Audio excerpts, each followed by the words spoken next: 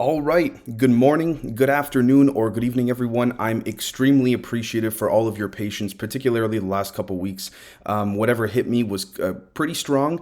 As you could tell, lasted for significantly longer than I would have liked. But with that said, as you can probably see, beard's grown a little bit, but I am back and ready to roll. So, let's dive into it. I'm currently traveling as we speak, but that is not going to stop any of the planned content that I still plan to release over the coming days.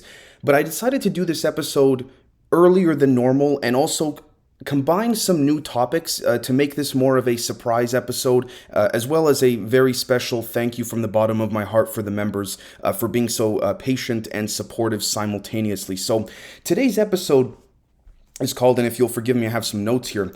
Perpetual motion, perpetual motion, creating your own math, lightning tells all, and the tapered buildup matters. But then the S in the word matters has brackets in it because it's a play on words to actual matter in what we describe in science and physics and all of that. Now, this is half serious, but also semi-joking in a particular way, and what I'm about to say here it may make some of you laugh, but it speaks to a grander concept of which we're going to bring full circle in this particular episode. So, one thing that I found, particularly when observing the psychology of individuals and trying to understand the intricacies of various human, we could say tribal, physiological perspectives, epigenetic perspectives, and then coming to a point of ingrained cultural, I guess you could say, belief, as if anything to think otherwise would be heretic. And, again, we can argue maybe that is something what we would call religion in society today. But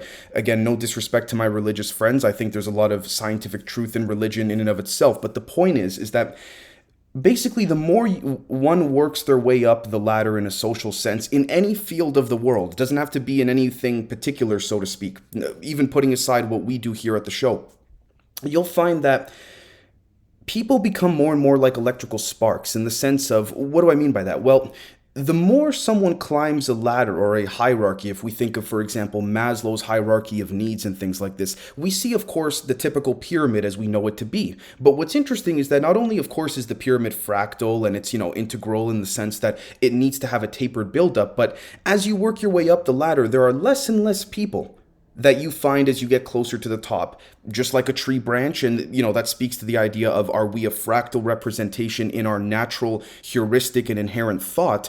But you find something even more particular and more peculiar about the behaviors of these people. For better or worse is not for me to say. But what's interesting is that the more one works their way up the social ladder of people in general, the more that we find that people are very significantly and very strongly like electrical sparks in the sense that they're focused, they're precise, and they will shock you or zap you. And this is sort of the joking part in terms of for better or worse. Unfortunately, it's largely been for worse. But again, at the end of the day, we see that is the case nonetheless. So let's dive into it. And we're going to go through every single word and topic mentioned in this title in the order that it was stated. So what I'm going to be doing here is I'm going to be minimizing myself into the corner of the screen, and we are going to now minimize our screen recording app here.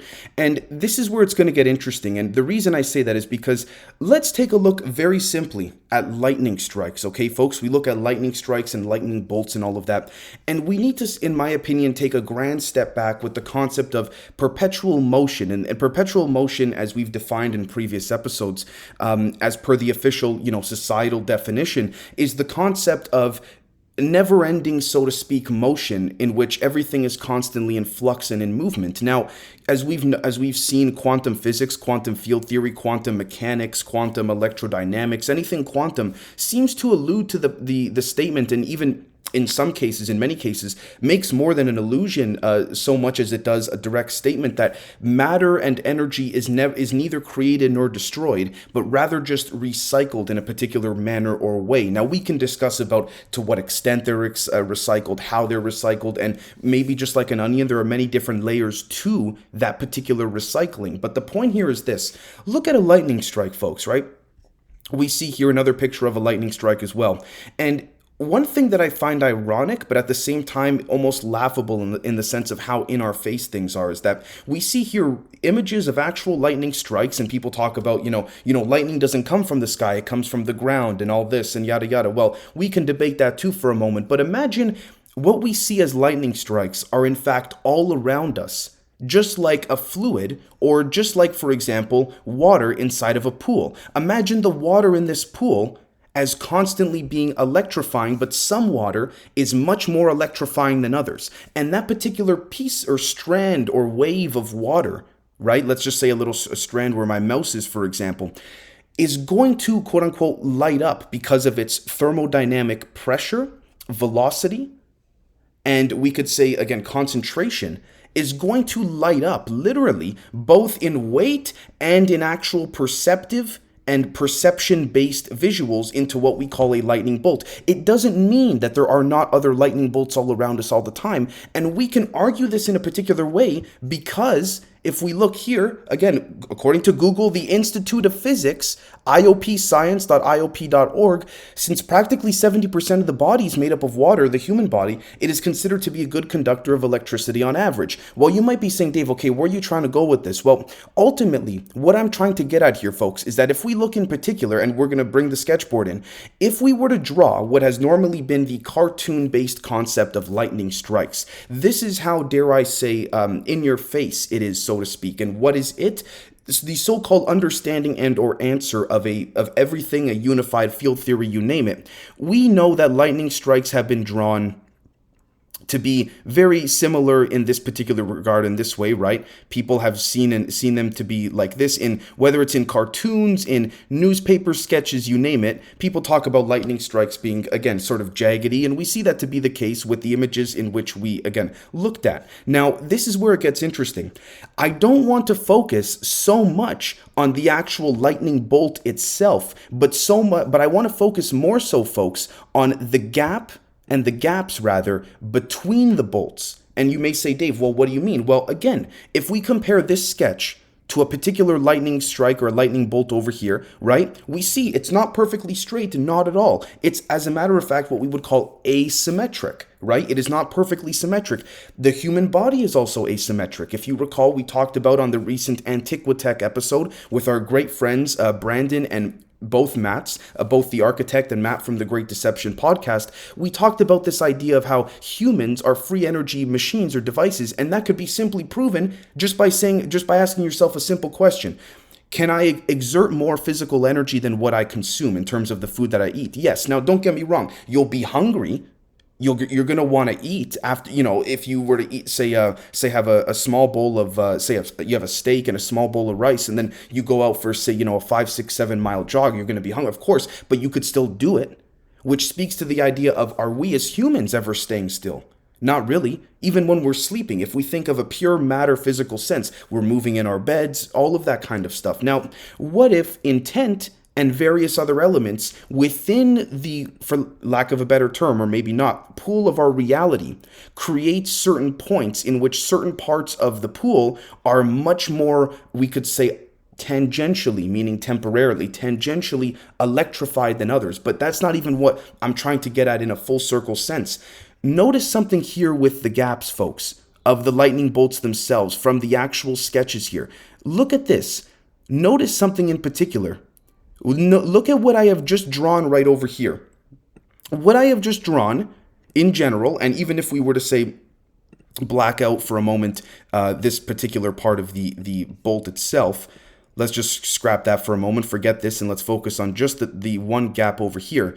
We are noticing that we are actually describing, this right over here, Pythagoras' theorem. The gaps in between are, again, a squared plus b squared equals c squared, which, of course, we don't need to understand any of that. But the reason I bring this up is because we see an integration, just like stairs on a step, to a general vicinity of what we would call a potentially based orientation and focus of energy. Now, the question becomes, if this is the case here, if there is a gap where green is, what is this speaking to, Dave? What are we looking at here? Well, if we were to draw with, I'm going to use a different color here, if we were to draw the overall outline of this particular vicinity, right?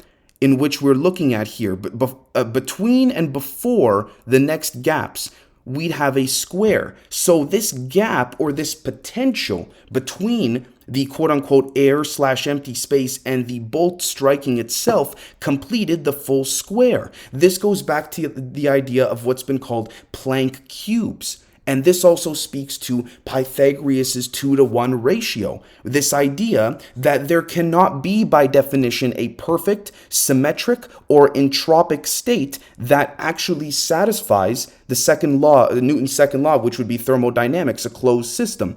That would violate all of that. It's been in front of our face the entire time, because we know that a closed system looks like this over here.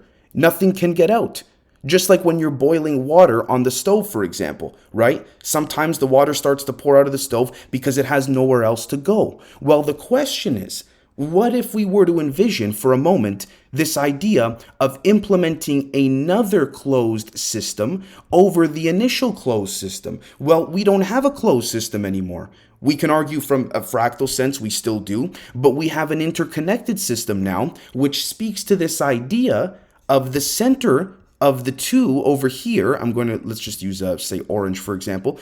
The center part where I'm coloring in orange is, a matter of fact, a context-based, different, we could say, circle, so to speak, than the other two. Even though the other two came together to make the center one happen. Just like a male and a female coming together to have kids. It's the same idea. This also reminds us of, may I say, the Vesica Piscis, the womb of the universe. And I'm just reading here from sagegoddess.com and external-content from DuckDuckGo. The Vesica Piscis is the sacred geometric design of creation. It is a symbol of the divine feminine and exudes the potent mystery of two wholes coming together in divine union to create and birth a new life. And you'll see where I'm going in a more material sense shortly, perhaps even scientific. The Vesica Piscis is a gateway between the worlds. It represents the etheric field, the bridge between heaven and earth. All things must pass through the etheric field and over the bridge between one world to the other in order to be. It sustains all things in creation. Well, this is where it gets interesting, because we see the Vesica Piscis. We see here the image, right?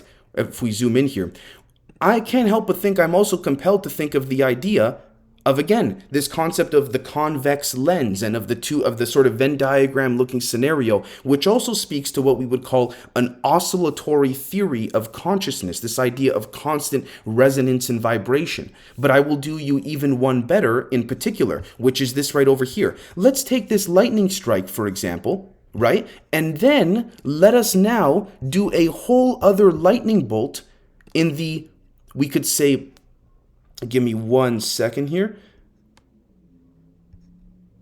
directly opposing the other one.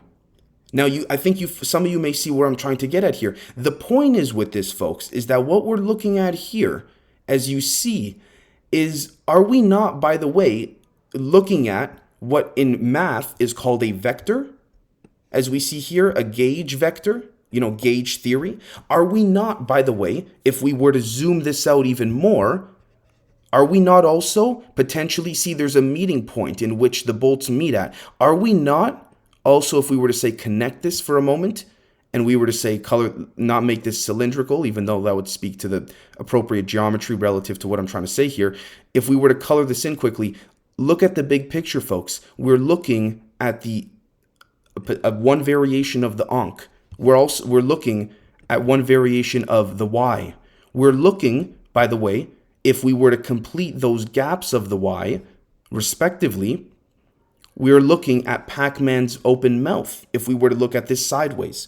So what I'm trying to get at here, folks, is the idea that when we look, for example, at, again, Google, according to West Texas A&M University, this is not coming from me, WTAMU.edu, if anyone wants to look into this. But in fact, photons are the only things that humans can directly see. A photon is a bit of light, and human eyes are specifically designed to detect light. This happens when a photon enters the eye and is absorbed by one of the rod or cone cells. Again, cone, that concept of the tapering of the cone, that cover the retina on the inner back surface of the eye. What's interesting about all of this is that It's almost as if photons were meant to be by something else, perhaps even ourselves, trapping ourselves in our own prejudices from a conscious angle. Not going to get into that in this particular episode.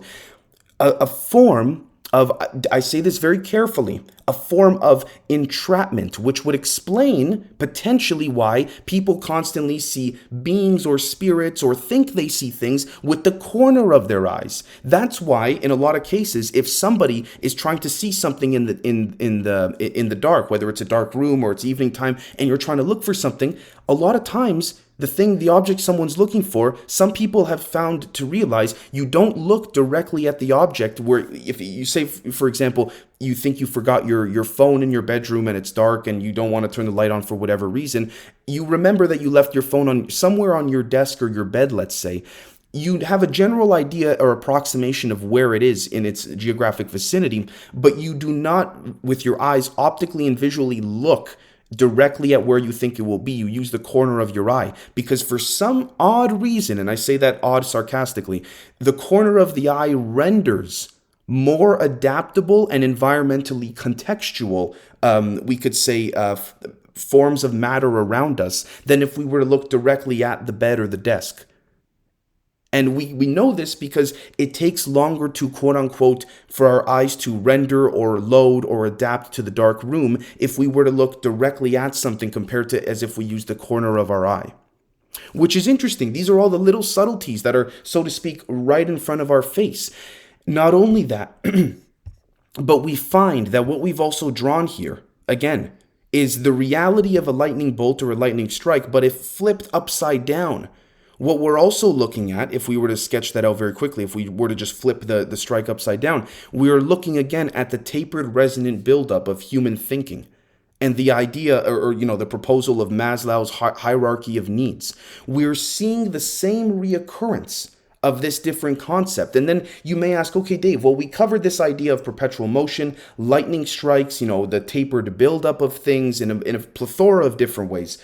Let's go to the final concept of creating your own math. Well, this speaks to the idea, and you may say, Dave, that's a bold statement. Well, this again, in traditional formal academia, you'd be called a heretic, a crazy person, but forget them. The point ultimately here is that if we look at the overall proposal that if one were to create their own fundamental rules with numbers, there is no right or wrong way so long as the individual follows the base rules they have established for themselves, which they wouldn't mind doing because they use their own imagination and intent to do what they wanted to do.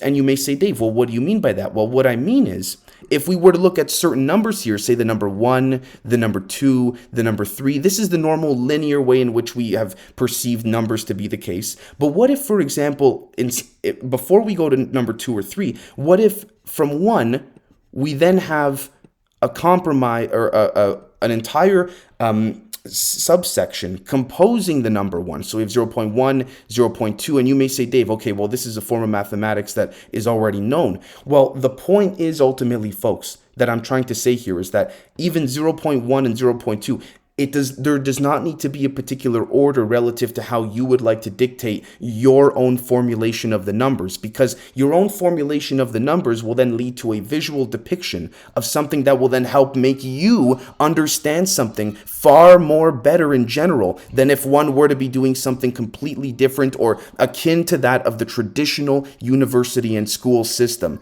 So, with that said, everybody, I would like to thank each and every one of you for giving this a watch or a listen, because I think that hopefully this will, again, bring a general, formal understanding and comprehensive, we could say, grasp of what we're looking at here, and we'll catch you all very, very soon. Thank you so much, everyone.